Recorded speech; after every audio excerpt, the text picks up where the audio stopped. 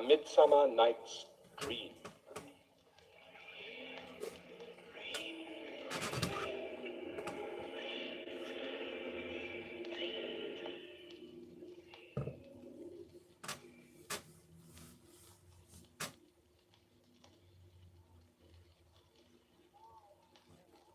Now, fair Hippolyta, our nuptial hour draws on apace. 4 happy days bring in another moon. But oh, methinks how slow this old moon wanes. She lingers my desires. 4 days will quickly steep themselves in night. 4 nights will quickly dream away the time. Hippolyta, I wooed thee with my sword and won thy love doing thee injuries. But I will wed thee in another key, with pomp, with triumph, and with revelling. Happy be Theseus, our renowned Duke. Thanks, good Aegeus. What's the news with thee? Full of vexation come I with complaint against my child, my daughter Hermia. Stand forth, Demetrius, and have my consent to marry her. Stand forth, Lysander, my lord, and my gracious Duke. This man hath bewitched the bosom of my child. Thou, Lysander, thou hast given her rhymes and interchanged love tokens with my child. With cunning hast thou filched my daughter's heart, turned her obedience, which is due to me, to stubborn harshness. And my gracious Duke, be it so she will not hear before your grace consent to marry with Demetrius, I beg the ancient privilege of Athens. As she is mine, I may dispose of her, which shall be either to this gentleman or to her death, according to our law. What say you, Hermia? Be advised, fair maid. Demetrius is a worthy gentleman. So is Lysander. In himself he is. But in this kind, wanting your father's voice, the other must be held the worthier. I do entreat your grace to pardon me. I know not by what power I am made bold, but I beseech your grace that I may know the worst that may befall me in this case, if I refuse to wed Demetrius. Either to die the death, or to abjure forever the society of men. Therefore, fair Hermia, question your desires, whether, if you yield not to your father's choice, you can endure the livery of a nun. For I to be in shady cloister mewed, chanting faint hymns to the cold, fruitless moon. So will I grow, so live, so die, my lord, ere I will yield my virgin patent up unto his lordship, whose unwished yoke my soul consents not to give sovereignty. Take time to pause, and by the next new moon, upon that day, either prepare to die, or else to wed Demetrius as he would, or on Diana's altar to protest for aye austerity and single life. Relent, sweet Hermia, and Lysander yield thy crazy title to my certain right. You have her father's love, Demetrius. Let me have Hermia's. Do you marry him? Scornful Lysander, true he hath my love, and she is mine, and all my right of her I do estate unto Demetrius. I am, my lord, as well derived as he, as well possessed. My love is more than his, and, which is more than all these boasts can be, I am beloved of beauteous Hermia. Why should I not then prosecute my right? Demetrius, I'll avouch it to his head, made love to Nida's daughter Helena and won her soul, and she, sweet lady, dotes upon this spotted and inconstant man. I must confess that I have heard so much, and with Demetrius thought to have spoke thereof. But being over full of self-affairs, my mind did lose it. But Demetrius, come, and come, Aegeus, you shall go with me. Come, my Hippolyta, what cheer, my love? Demetrius and Aegeus, go along. I must employ you in some business against our nuptial, and confer with you of something nearly that concerns yourself. With duty and desire we follow you. Now, my love, why is your cheek so pale? How chance the roses there do fade so fast? Alike for want of rain, which I could well beteem them from the tempest of my eyes. Ay me, for aught that I could ever read, the course of true love never did run smooth. If then true lovers have been ever crossed, it stands as an edict in destiny. Then let us teach our trial patience. A good persuasion. Therefore, hear me, Hermia.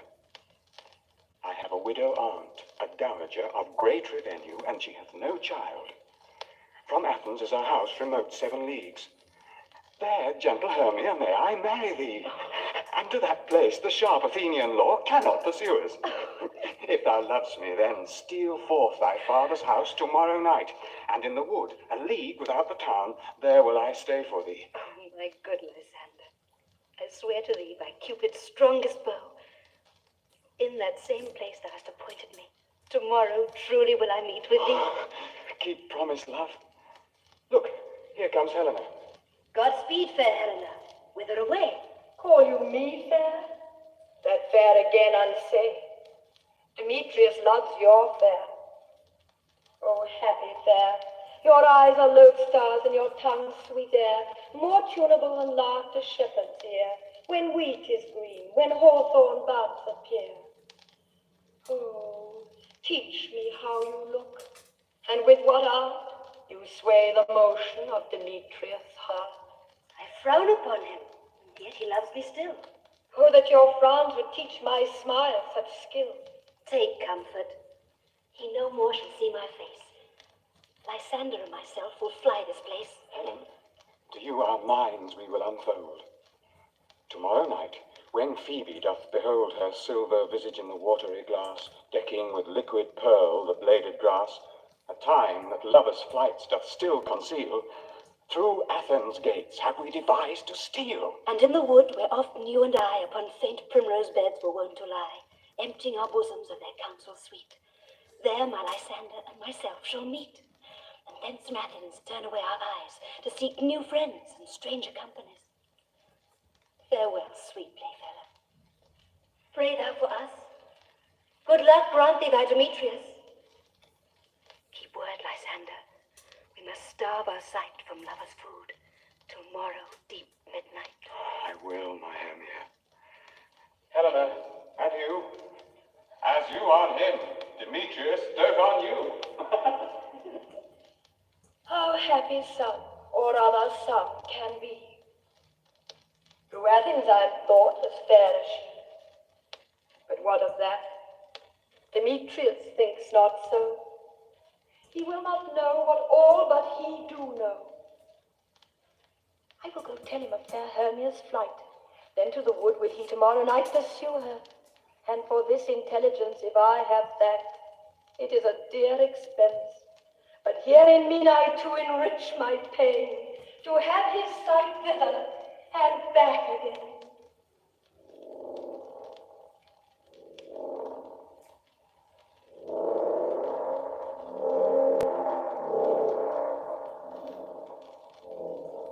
Is all our company here?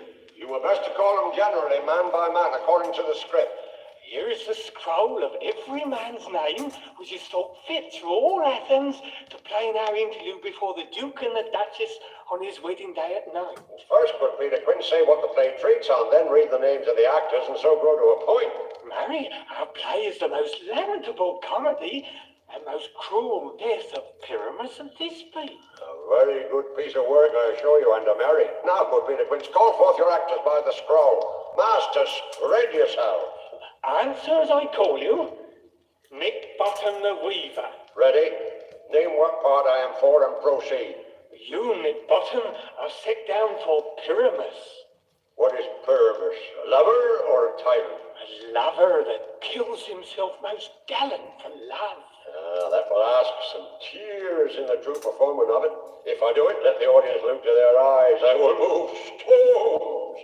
I will condole in some measure. To the rest, yet my chief humor is for a tyrant. I can play Hercules, really, or a part to tear a cat in to make all split. Raging rocks and shivering shocks shall break the locks of prison gates, and Phoebus' car shall shine from far, and make and mar the foolish fates. This was lofty. Now name the rest of the players. Francis Flute. This is Hercules' vein, a tyrant's vein. Francis Flute. A lover is more condoling. Francis Flute the bellows mender. Here, Peter Quince. Flute, you must take Thisbe on you. What is Thisbe? A wandering knight? It is the lady that Pyramus must love. Nay, faith, let me not play a woman. I've a beard coming. That's all one. You shall play in a mask, and you may speak as small as you will. And I may hide my face. Let me play Thisbe too. I'd speak in a monstrous little voice. Thisbe, Thisbe. Ah, Pyramus Pyramus, my lover dear, thy Thisbe dear, and lady dear. No, you must play Pyramus and flute you Thisbe. Well, proceed. Robin Starveling the tailor. Here, Peter Quinn. Robin Starveling, you must play Thisbe's mother. Tom Snake the tinker. Here, Peter Quince. You Pyramus's father. Myself Thisbe's father. Snug the joiner. You the lion's part. Oh, and I hope here is a play fitted. Have you the lion's part written? I pray you if it be given me, for I am slow of study. You may do it extempore, for it is nothing but roaring. Oh, let me play the lion too. I will roar. But I will make the Duke say, let him roar again, let him roar again. And you should do it too terribly. You would fright the Duchess and the ladies, that they would shriek. And that were enough to hang us all. Oh, I grant you, friend, if you should frighten the ladies out of their wits, they would have no more discretion but to hang us. But I will aggravate my voice so that I will roar you as gently as any sucking dove. I will roar you, and 'twere any nightingale. You can play no part but Pyramus. For Pyramus is a sweet-faced man, a proper man as one shall see in a summer's day. A most lovely gentleman-like man. Oh, therefore you must needs play Pyramus. Well, I will undertake it.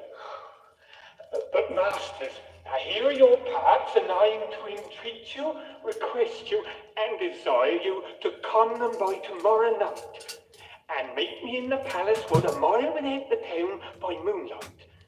There will we rehearse. For if we meet in the city, we shall be dogged with company, and our device is known. In the meantime, I will draw up a bill of properties such as our play wants. I pray you, fail me not. We will meet, and there we may rehearse most obscenely and courageously. Take pains, be perfect. Adieu. At the Duke's Oak we meet. Enough. Hold, O cut bowstrings.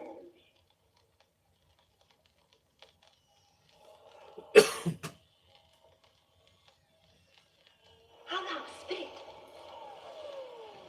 Whither wander you? Over hill, over dale, through bush, through briar, over park, over pale, through flood, through fire. I do wander everywhere, swifter than the moon's spear, and I serve the fairy queen to dew her orbs upon the green. The king doth keep his revels here tonight. Take heed the queen come not within his sight. Her Oberon is passing fell and wrath, because that she, as her attendant, hath a lovely boy stolen from an Indian king. She never had so sweet a changeling, and jealous Oberon would have the child, knight of his train, to trace the forest wild. But she, perforce, withholds the loved boy, crowns him with flowers, and makes him all her joy. And now they never meet in grove or green, by fountains clear or spangled starlight sheen, but they do square, that all their elves for fear creep into acorn cups and hide them there. Either I mistake your shape in making quite, or else you are that shrewd and knavish sprite called Robin Goodfellow. Are not you he? Thou speak'st aright. I am that merry wanderer of the night. I jest to Oberon and make him smile, and sometime lurk I in a gossip's bowl, in very likeness of a roasted crab. And when she drinks, against her lips I bob, and on her withered dewlap pour the ale. The wisest aunt, telling the saddest tale, sometime for 3-foot stool mistaketh me. Then slip I from her bum, down topples she, and Taylor cries and falls into a cough, and then the whole choir hold their hips and laugh. But room fairy, here comes Oberon. And here, my mistress, would that he were gone.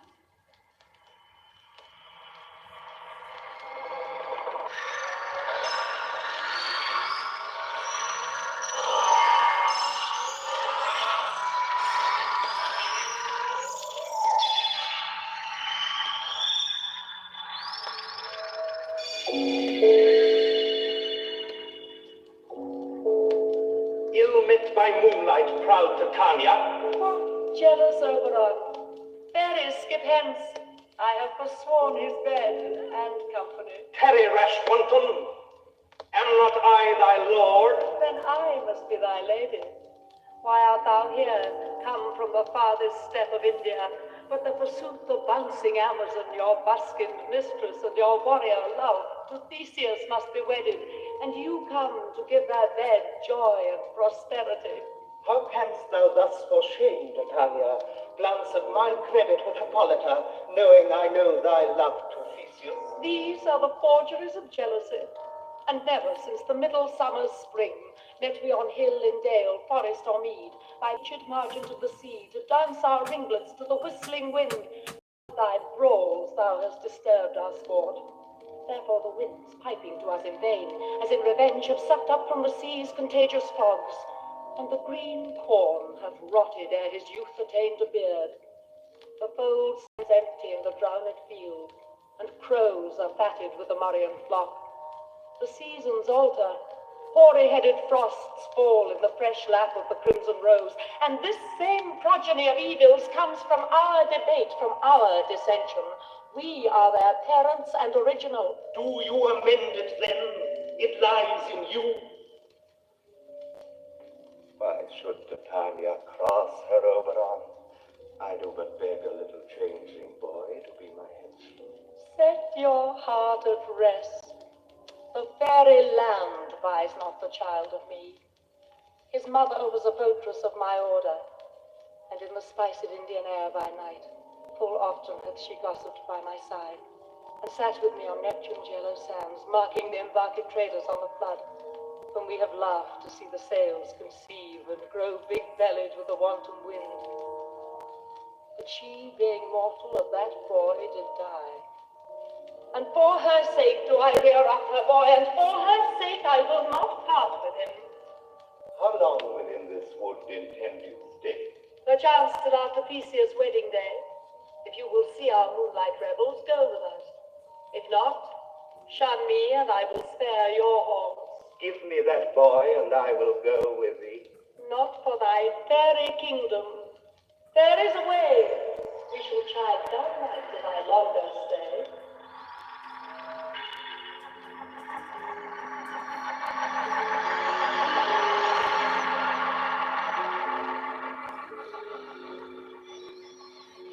Go thy way. Thou shalt not from this grove till I torment thee for this injury. My gentle Puck, come hither.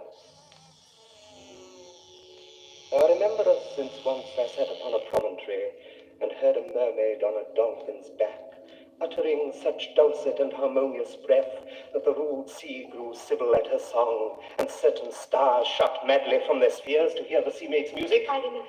That very time I saw, thou couldst not, flying between the cold moon and the earth, Cupid all armed. A certain aim he took, and loosed his love shaft smartly from his bow. Now marked I where the bolt of Cupid fell. It fell upon a little western flower, before milk white, now purple with love's wound, and maidens call it love in idleness. Fetch me that flower, the herb I showed thee once. The juice of it on sleeping eyelids laid will make or man or woman madly dote upon the next live creature that it sees.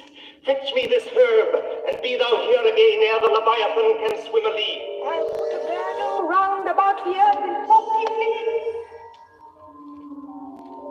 Having once this juice, I'll watch Titania when she is asleep, and drop the liquor of it in her eyes. The next thing then she waking looks upon, be it on lion, bear, or wolf, or bull, on meddling monkey, or on busy ape, she shall pursue it with the soul of love. And ere I take this charm from off her sight, I'll make her render up her page to me. But who comes here? I am invisible, and I will overhear their conference. I love thee not, therefore pursue me not. Where is Lysander and fair Hermia? Hence, Helena, and follow me no more. You draw me, you hard-hearted adamant.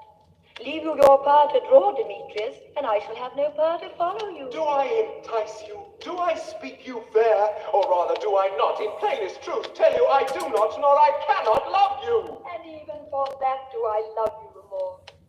I am your spaniel. And Demetrius, the more you beat me, I will fall on you. What worse a place can I beg in your love than to be used as you use your dog? Tempt not too much the hatred of my spirit, for I am sick when I do look on thee. And I am sick when I look not on you. You do impeach your modesty too much to leave the city and commit yourself into the hands of one that loves you not. Your virtue is my privilege for that. No doubt this would lack worlds of company. For you in my respect are all the world. And how can it be said I am alone, when all the world is here to look on me? I'll run from thee and hide me in the brakes and leave thee to the mercy of wild beasts. The wildest hath not such a heart as you. I will not stay thy questions. Let me go! I, Demetrius, your wrongs do set a scandal on my sex. We cannot fight for love as men may do. We should be wooed, and were not made to woo. I'll follow thee, and make a heaven of hell, to die upon the hand I loved so well.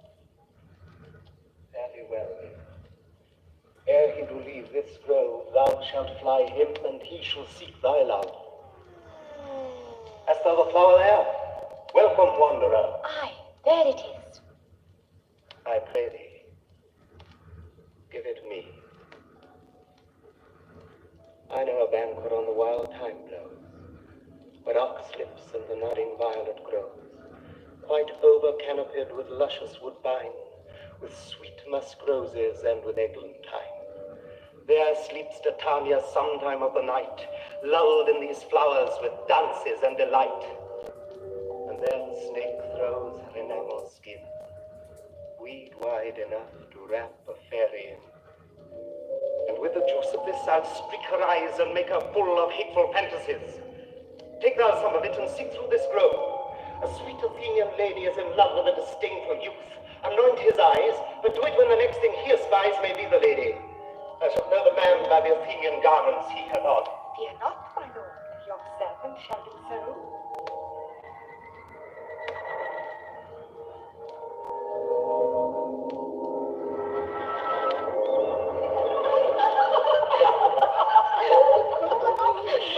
Come now, Randall, in the fairy song.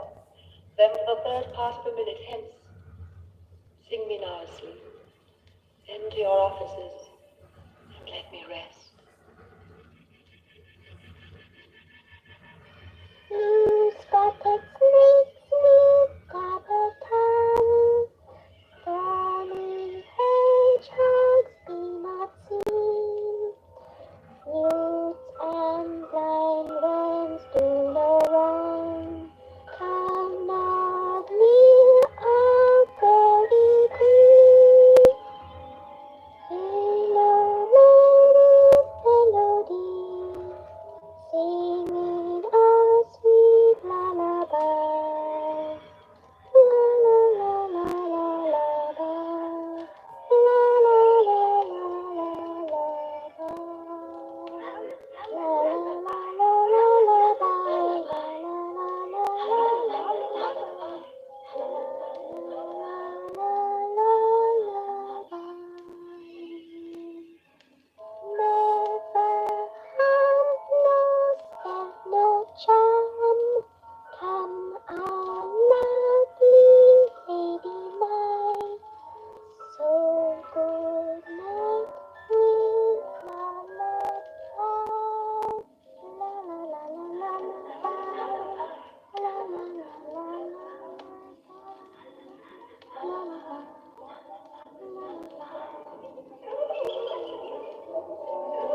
It's away. Now all is well. Run along, stand sentinel.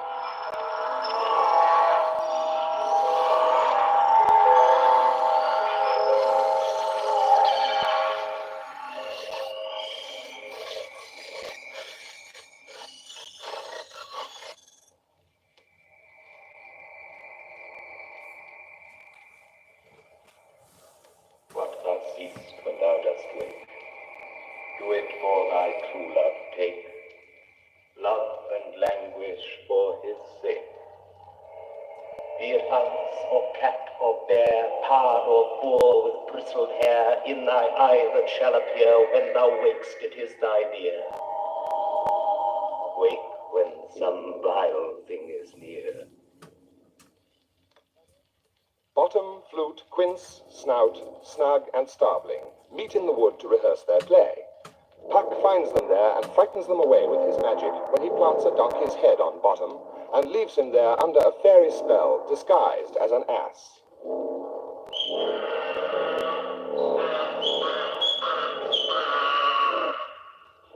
I see their knavery. This is to make an ass of me, to fright me if they could. I will walk up and down here, and I will sing, and they shall hear I'm not afraid. The wolves are cocked so black of you, with orange tawny view. The throstle with his note so true, the wren with little quill.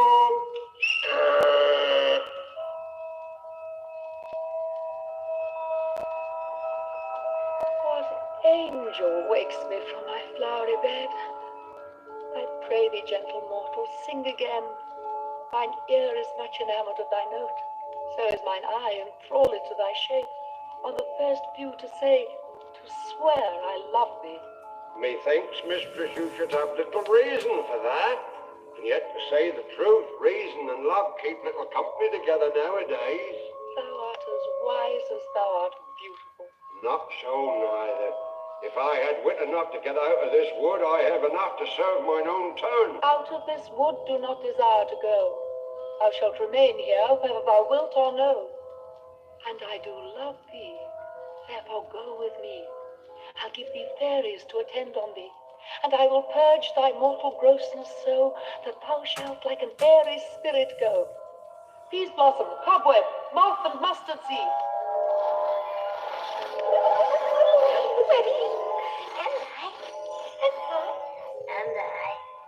Be kind and courteous to this gentleman. Hop in his walks and gambol in his eyes. Feed him with apricots and dewberries, with purple grapes, green figs, and mulberries. The honey bags steal from the humble bee, and for night tapers crop their waxen thighs, and light them at the fiery glowworm's eyes, to have my love to bed. Turn to her eyes, and pluck the wings from painted butterflies, to fan the moonbeams from his sleeping eyes. Nod to him, elves, and do him courtesies. Hail, hail, hail. Come, wait upon him, lead him to my bower. The moon, methinks, looks with a watery eye, and when she weeps, weeps every little flower, lamenting some enforced chastity. Tie up my love's tongue, bring him silently.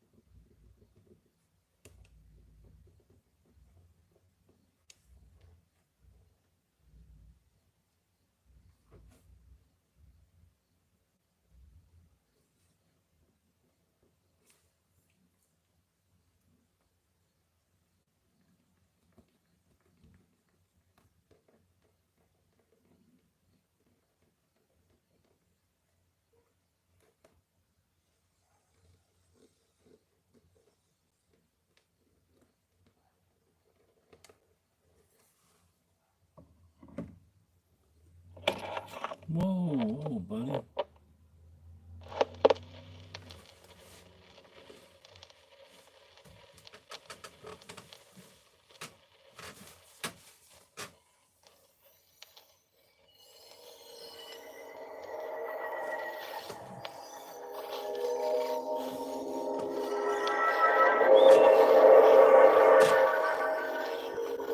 I wonder if Titania be awake. Then what it was that next came in her eye which she must dote on in extremity. Here comes my messenger. How now, mad spirit? My mistress with a monster is in love. Near to her close and consecrated bower, a crew of patches, rude mechanicals that work for bread upon Athenian stalls, were met together to rehearse a play intended for great Theseus' nuptial day. The shallowest thick skin of that barren sort forsook his sin and entered in a break. When I did him a disadvantage take, an ass's knoll I fixed on his head. When they him spy, away his fellows fly. When in that moment, so it came to pass, Titania waked, and straightway loved an ass. This falls out better than I could devise.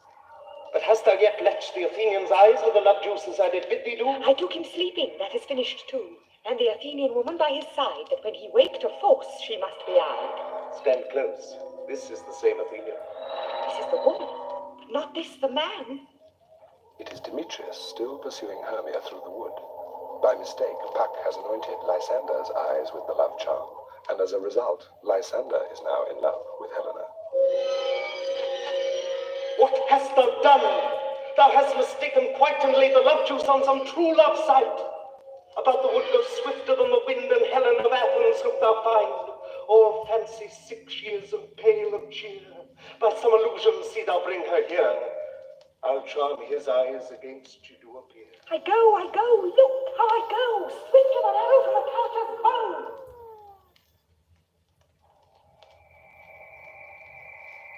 Flower of his purple dye, hid with Cupid's archery, sink in apple of his eye. When his love he doth espy, let her shine as gloriously as the beamers of the sky. When thou wakest, if she be by, beg of her for remedy. Captain of our early band, Helena is here at hand, and the youth mistook by me, pleading for a lover's fee. Shall we their fond pageant see? Lord, what fools these mortals be! Stand aside. The noise they make will cause Demetrius to awake. Then will two at once woo one. That must needs be sport alone. And those things do best please me that before preposterously. Helena, why should you think that I should woo in scorn? You do advance your cunning more and more, Lysander. These vows are Hermia's. Will you give her all? I had no judgment when to her I swore. No, none in my mind. Now you give her all. Demetrius loves her, and he loves not you. Oh, Helen, goddess, nymph, perfect, divine, to what, my love, shall I compare thine eyne? Crystal is muddy. Oh, how ripe in show thy lips, those kissing cherries, tempting grow. Oh, spite! Oh, hell! I see you all are bent to set against me for your merriment. You both are rivals and love Hermia, and now both rivals to mock Helena. You are unkind, Demetrius. Be not so, for you love Hermia. With all my heart in Hermia's love, I yield you up my part. Lysander, keep thy Hermia, I will not. If e'er I loved her, all that love is gone, and now to Helen is it home returned, there to remain. Helen, it is not so. Look where thy love comes, yonder is Hermia. What not by mine eye, Lysander, found. Mine ear, I thank it, brought me to thy sound. But why unkindly didst thou leave me so? Why seek'st thou me? Could not this make thee know the hate I bear thee, bade me leave thee so? Speak not as you think. It cannot be. Lo, she is one of this confederacy. Now I perceive they have conjoined all three to fashion this false sport in spite of me.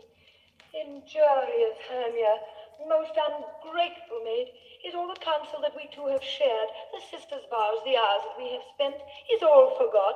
And will you rent our ancient love asunder to join with men in scorning your poor friend? I am amazed at your passionate words. I scorn you not. It seems that you scorn me.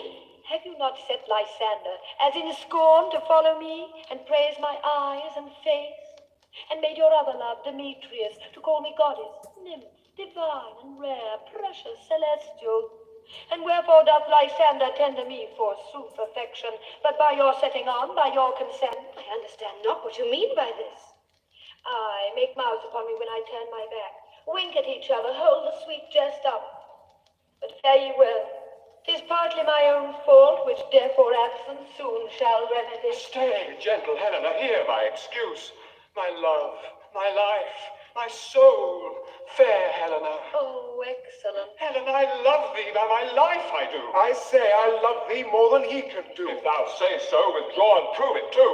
Quick, come. Lysander, where to attend all this? Hang off, thou cat, thou bird. Hermia, let loose, or I will shake thee from me like a serpent.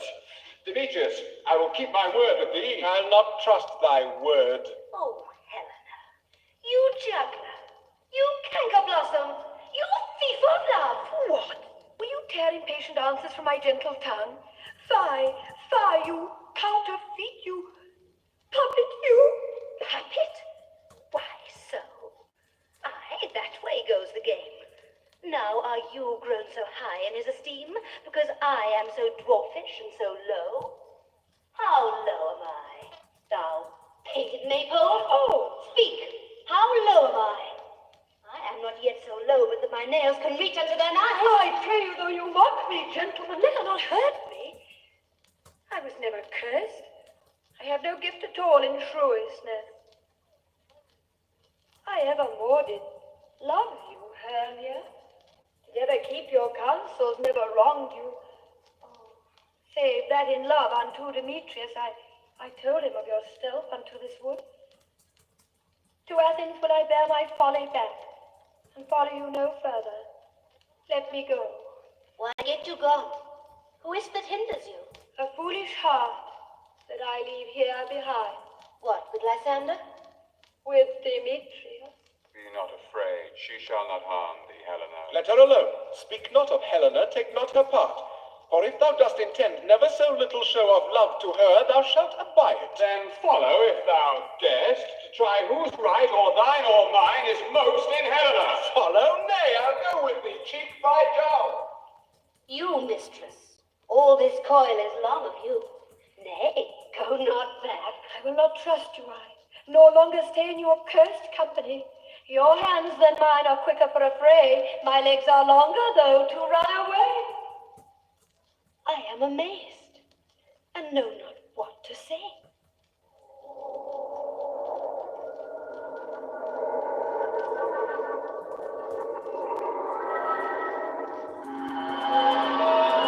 This is thy negligence. Still thou mistakest, or else commits thy neighbour willfully. Speaking of shadows, I mistook. Did not you tell me I should know the man by the Athenian garments he had on? Thou seest these lovers seek a place to fight. Hie therefore, Robin, overcast the night. The starry welkin cover thou anon, with drooping fog as black as Acheron, and lead these testy rivals so astray as one come not within another's way. And from each other look thou lead them thus, till o'er their brows death counterfeiting, sleep with leaden legs and batty wings doth creep. Then crush this herb into Lysander's eye, whose liquor hath this virtuous property to take from thence all error with his might, and make his eyeballs roll with wonted sight. When they next wake, all this derision shall seem a dream and fruitless vision.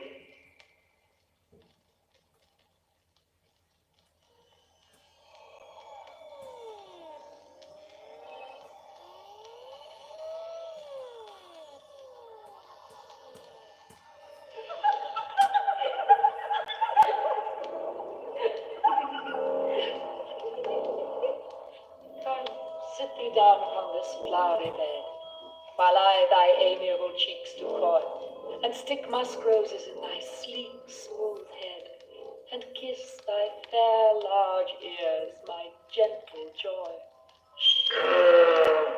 What, wilt thou hear some music, my sweet love? I have a reasonable good ear in music. Let's have the tongs and the bones.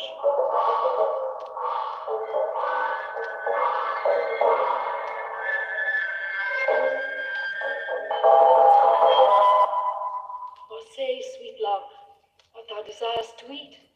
Truly a peck of provender. I could munch your good dry oats. Methinks I have a great desire to a bottle of hay. Good hay, sweet hay hath no fellow. I have a venturous fairy that shall seek the squirrel's hoard and fetch thee new nuts. I had rather have a handful or two of dried peas. But I pray you, let none of your people stir me.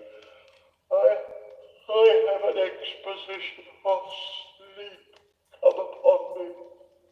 Sleep thou, and I will wind thee in my arms.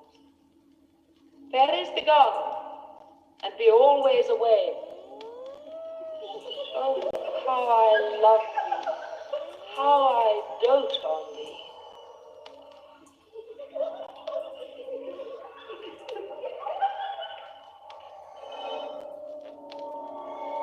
Welcome, good Robin. Seest thou this sweet sight? Her dotage now I do begin to pity. For meeting her of late behind the wood, I did upbraid her and fall out with her, and she in mild terms begged my patience. I then did ask of her changeling child, which straight she gave me, and her fairy sent to bear him to my bower in fairyland. And now I have the boy, I will undo this hateful imperfection of her eyes. Now, my Titania, wake you, my sweet queen. My Oberon, what visions have I seen? Methought I was enamored of an ass. There lies your love.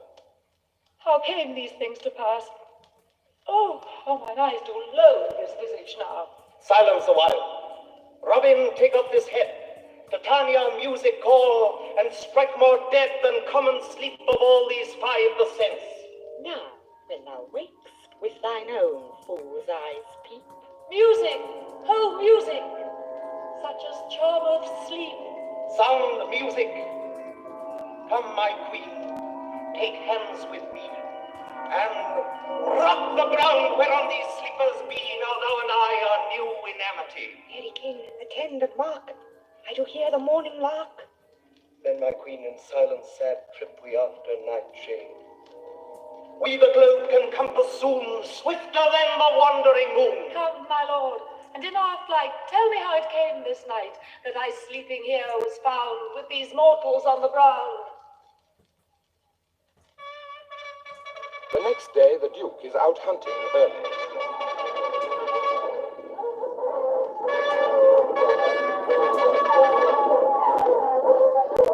Go, one of you, find out the forester. My love shall hear the music of my hounds. Uncouple in the western valley, let them go. Dispatch, I say, and find the forester. But soft, what nymphs are these? My lord, this is my daughter here asleep, and this Lysander, this Demetrius is, this Helena, old Nida's Helena. I wonder of their being here together. No doubt they rose up early to observe the rite of May. But speak, Aegeus, is not this the day that Hermia should give answer of her choice? It is, my lord. Go bid the huntsmen wake them with their horns.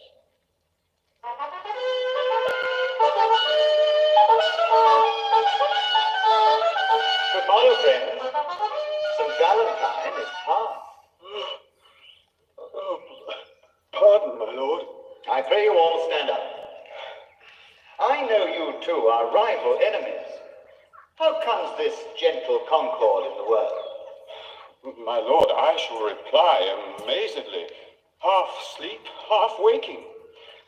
I came with Hermia hither. Our intent was to be gone from Athens, where we might, without the peril of the Athenian law. Enough, my lord, you have enough. I hate the law upon his head. My lord, fair Helen told me of their stealth, of this their purpose hither to this wood. But my good lord, I wot not by what power, but by some power it is. My love to Hermia melted as the snow, and all the faith, the virtue of my heart, the object and the pleasure of mine eye, is only Helena. To her, my lord, was I betrothed ere I saw Hermia. Now I do wish her love her, long for her, and will forevermore be true to her. Fair lovers, you are fortunately met. Aegeus, I will overbear your will, for in the temple by and by with us these couples shall eternally be knit. Away with us to Athens. 3 and 3 we'll hold a feast in great solemnity. Come, Hippolyta.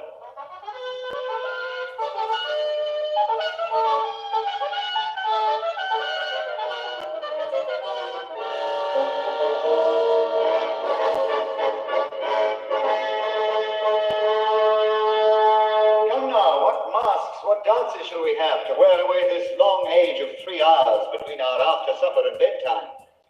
Where is our usual manager of mirth? Call Philostrate. Here, my Theseus.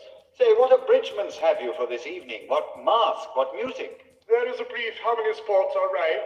Make choice of which your highness will see first. A tedious, brief scene of young Pyramus and his love Thisbe. Very tragical mirth. Merry and tragical, tedious and brief.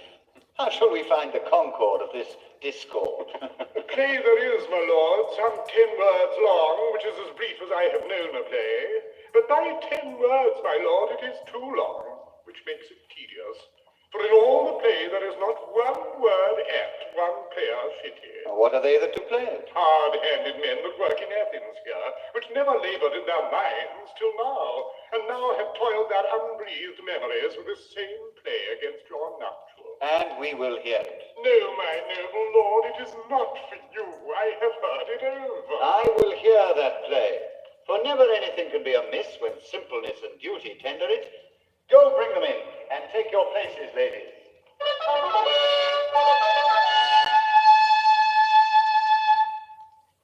If we offend, it is with our good will. That you should think we come not to offend, but with good will. To show our simple skill, that is the true beginning of our end. Consider then we come but in despite. We do not come as minding to content you, our true intent is. Or for your delight we are not here. That you should here repent you, the actors are at hand. And by their show, you shall know all that you are like to know. This fellow does not stand upon points. He hath read his prologue like a rough colt. He knows not the stop. Who's next?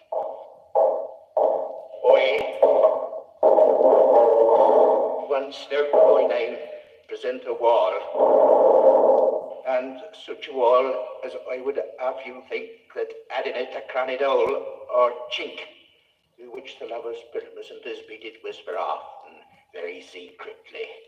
This loam, this rough cast, and this stone does show that I on that same wall, the truth is so, and this my cranny is, right and sinister, through which the fearful lovers are to whisper.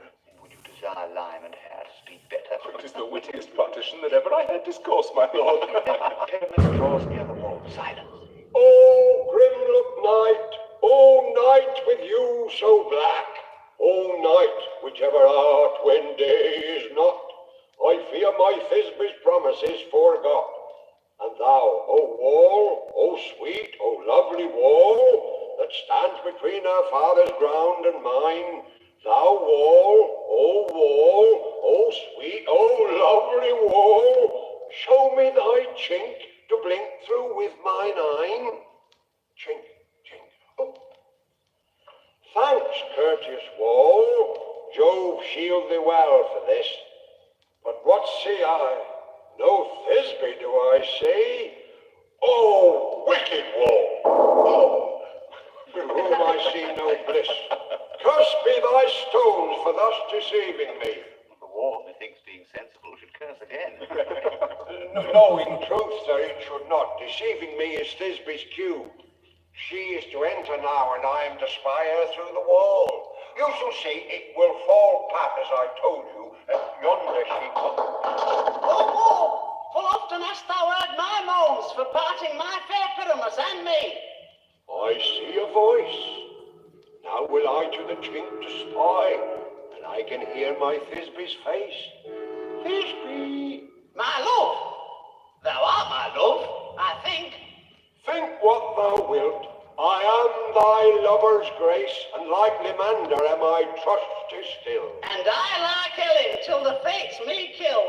Oh, kiss me through the hole of this vile wall. I kiss the walls all, not your lips at all. Wilt thou at Ninny's tomb? Ninus. Wilt thou at Ninus tomb meet me straightway? Tide life, tide death, I come without delay. Thus have I all my part discharged so, and being done, thus for away doth go.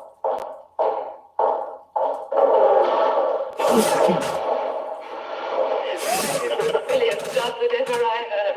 If we imagine no worse of them than they of themselves, they may pass for excellent men. Oh, here come two noble beasts in, a man and a lion.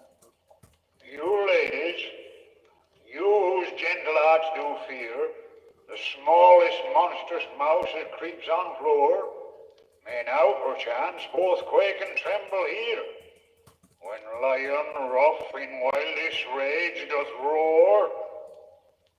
They know that I, one snub, the joiner am, a lion fell, nor else no lion's dam. A very gentle beast and of a good country. The very best of the beast, my lord, that e'er I saw. Let us listen to the moon. This lanthorn doth the ornate moon present. Myself, the man in the moon do seem to be. Proceed, moon. Well, all that I have to say is to tell you that the lanthorn is the moon, I the man in the moon. This thorn bush, my thorn bush, this dog, my dog. Why, all these should be in the lanthorn, for all these are in the moon. But silence, here comes this being. This is old Ninny's tomb. Ninus' tomb? Where is my love? Oh, Well run, Thisbe. Well, Shamoon, truly the moon shines with a good grace. Well masked, lion. and then came Pyramus. And so the lion vanished. Sweet moon, I thank thee for thy sunny beams. I thank thee, moon, for shining now so bright. For by thy gracious golden glittering gleams, I trust to take of truest Thisbe sight. But stay, oh spite, but my poor knight, what dreadful dole is here? Eyes, do you see? How can it be? Oh dainty duck, oh dear, thy mantle good, what stained with blood? Approach ye furies fell, O fates, come, cut thread and thrum, quail, crush, conclude and quell. Come, tears confound, out sword and wound, thus die I, thus.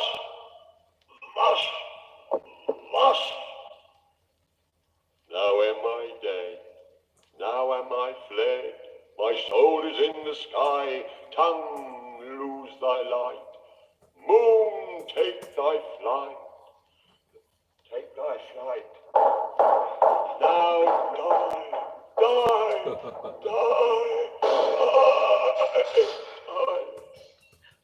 How chance Moonshine has gone before Thisbe comes back and finds her lover? She will find him by starlight. Here she comes, and her passion ends the play. Asleep, my love. What? Dead, my dove? Oh, Pyramus, arise. Speak. Quiet tongue. Dead? A tomb must cover thy sweet eyes. These lily lips, this cherry nose, these yellow cowslip cheeks are gone. Lovers make moan. His eyes were as green as leeks. Tongue, not a word. Come, trusty sword, come blade my breast imbrue. And farewell, friends. Thus this be ends. Adieu. Moonshine and lion are left to bury the dead. Aye, and wall, too. No, I assure you the wall is down that parted their fathers. Will it please you to see the epilogue, or to hear a bergamasque dance between two of our company? No epilogue, I pray you, for your play needs no excuse. The iron tongue of midnight hath told 12. Lovers to bed, 'tis almost fairy time. Through the house get glimmering light by the dead and drowsy fire. Every elf and fairy sprite, hot as light as bird from briar. And this ditty after me, sing and dance it trippingly. Hand in hand with fairy grace, will we sing and bless this place. Now until the break of day, through this house each fairy stray. To the best bride bed will we, which by us shall blessed be, and the issue there create, ever shall be fortunate. So shall all the couples three, ever true in loving be. With this field you consecrate, every fairy take his gate, and each several chamber bless through this palace with sweet peace. Ever shall in safety rest, and the owner of it blessed. Trip away, make no stay, meet me all by break of day. If we shadows have offended, think but this, and all is mended, that you have but slumbered here, while these visions did appear, and this weak and idle theme no more yielding but a dream. Gentles, do not reprehend. If you pardon, we will mend. And as I am an honest puck, if we have unearned luck now to scape the serpent's tongue, we will make amends ere long, else the puck a liar call. So good morning to you all. Give me your hands, if we be friends, and Robin shall restore amends.